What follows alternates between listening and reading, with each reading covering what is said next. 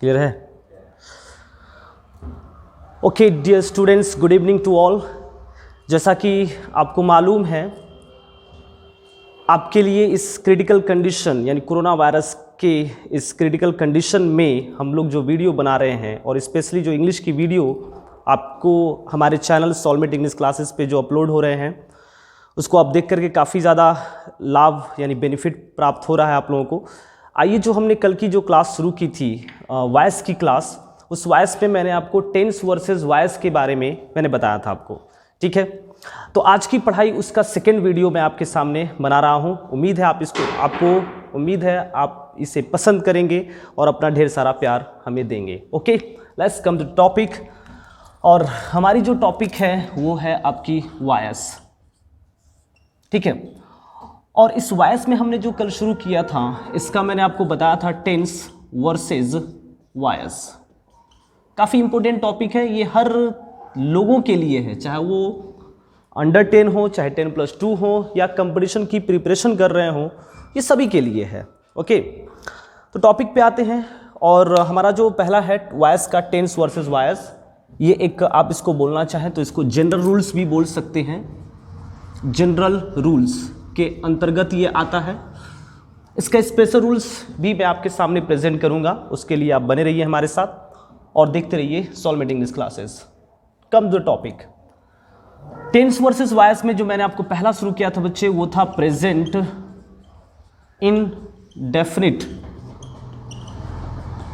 Tense. Present indefinite tense की शुरुआत हम लोग कल किए थे, और इसका मैंने बहुत ही खास एक तरीका मैंने आपको बताया था कि हम लोग क्या करते हैं। प्रेजेंट इंडेफिनिट टेंस का जो पहला हमारा सेंटेंस होता है अफर्मेटिव सेंटेंस, ठीक है।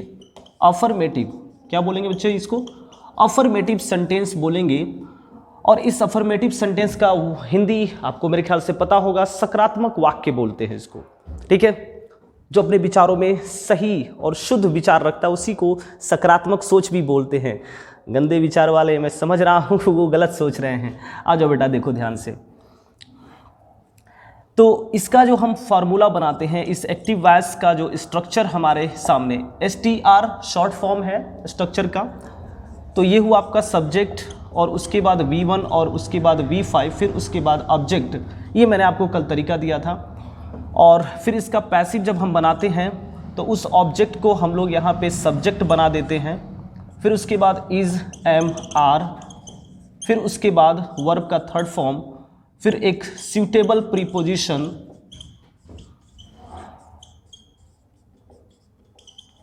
और फिर उसके बाद ऑब्जेक्ट हो जाएगा, ठीक है।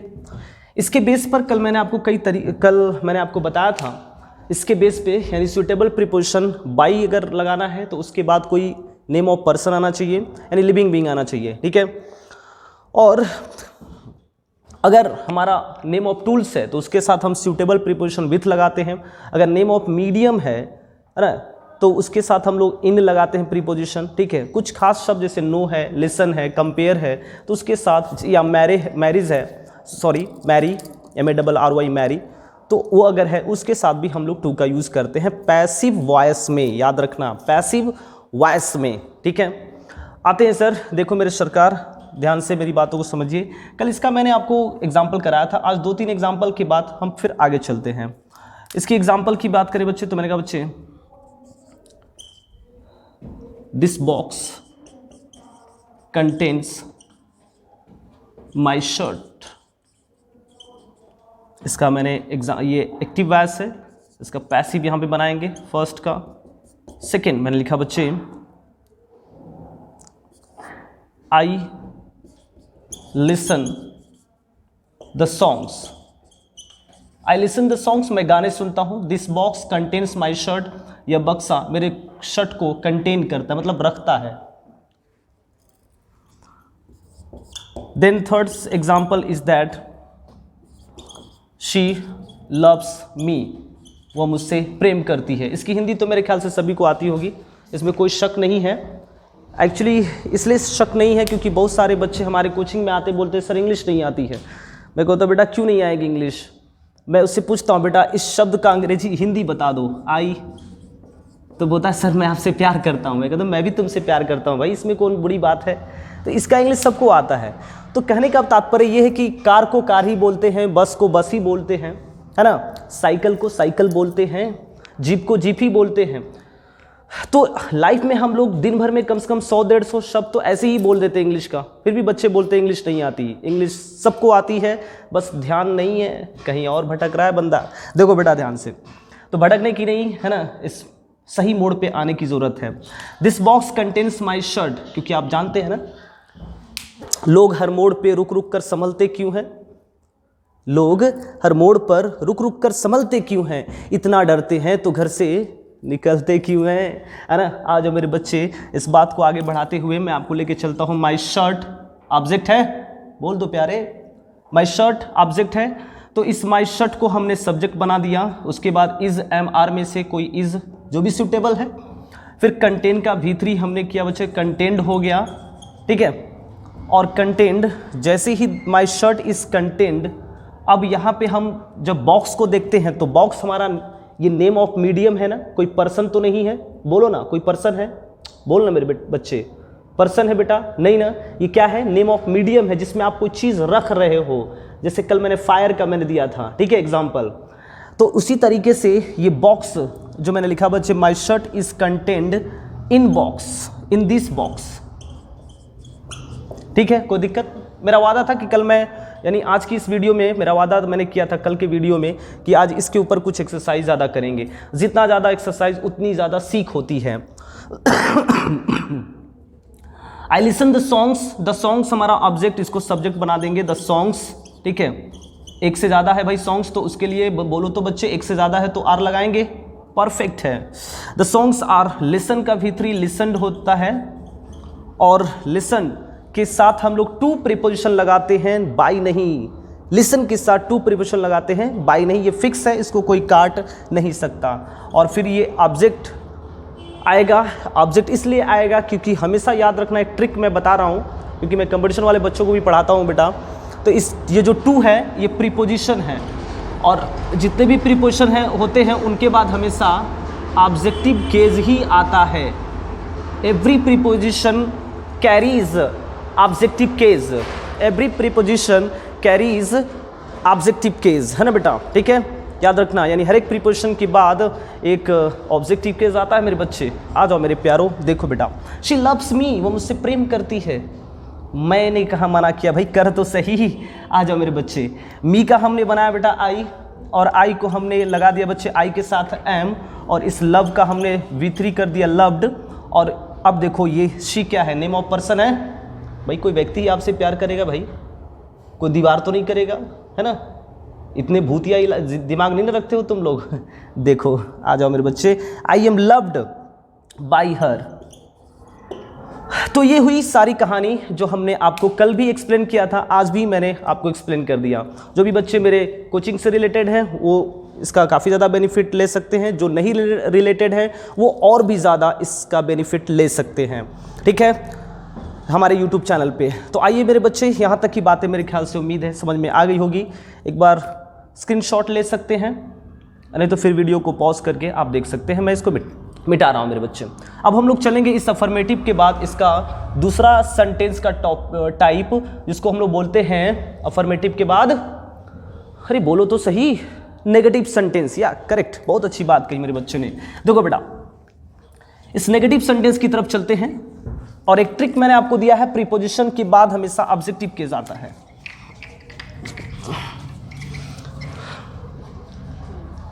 जब हम इसके सेकंड पे चलते हैं तो ये हुआ बच्चा आपको NEGATIVE नेगेटिव, और ये हुआ मेरे बच्चे सेंटेंस।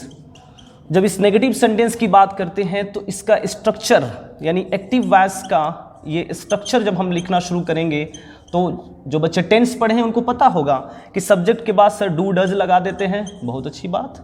फिर उसके बाद भैया क्या लगाते हैं, नॉट। फिर उसके बाद वर्ब का फर्स्ट फॉर्म करेंगे ना, और फिर उसके बाद वर्ब के बाद हमेशा आता ही ऑब्जेक्ट है भाई, ठीक है। एक चीज़ हमेशा याद रखिएगा, अभी मेरी और भी बहुत सारी वीडियोस आपको अपलोड होते रहेंगे इस कोरोना वायरस के क्रिटिकल कंडीशन में, नाजुक स्थिति में, ठीक है। वर्ब से पहले ऐसे बोलते हैं वर्ब, लेकिन कुछ बच्चे बिहार से रिलेटेड है मेरे, तो वर्ब उनको ज़्यादा समझ में आता है, कोई बात नहीं, सब ठीक हो जाएगा। वर्ब से पहले सब्जेक्ट और वर्ब के बाद ऑब्जेक्ट, ठीक है, ध्यान से समझो।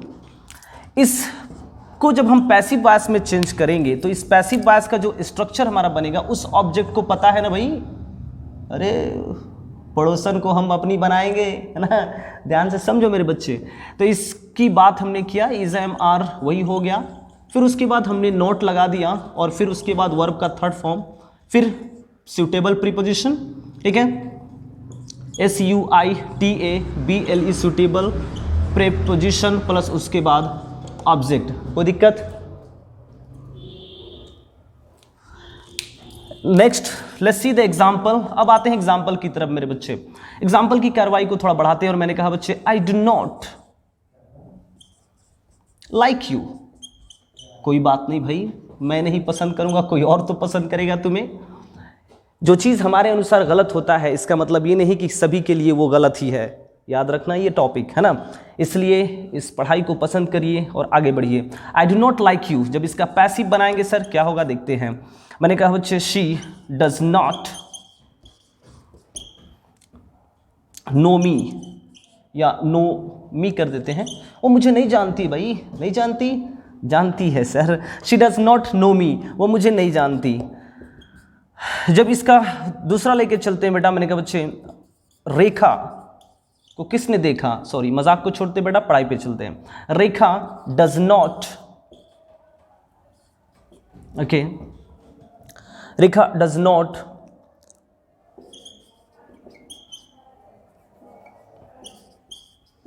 Drive a car, Rekha car नहीं चलाती है। 3 एग्जाम्पल से इसको सॉल्व करेंगे, फिर चलते हैं आगे। अब ये मैं थोड़ा सा एक क्लास की तरह मैं आपको पढ़ा रहा हूँ, एकदम क्लास की तरफ, ऐसा लग रहा है कि आप मेरे सामने बैठे हो, बस सामने बैठे हो, देख रहे हो तुम मुझे और मैं पढ़ा रहा हूँ। तुम अपने मुंह से बुदबुदा भी रहे हो, मैं ये भी देख रहा हूँ, तुम बोल भी रहे हो, सीख भी रहे हो, बहुत अच्छे इंसान हैं आप। इस बात को समझने के लिए आपको एकदम मुझसे जुड़ना ही पड़ेगा। ऐसा इमेजिन करो कि आप क्लास में ही बैठे हो, तभी तो मैं इतना समय दे रहा हूँ आपको। I do not like you, जब उस यू को हमने बनाया बच्चे सब्जेक्ट, तो उसको मैंने यहाँ पे यू का यू ही लिख दिया।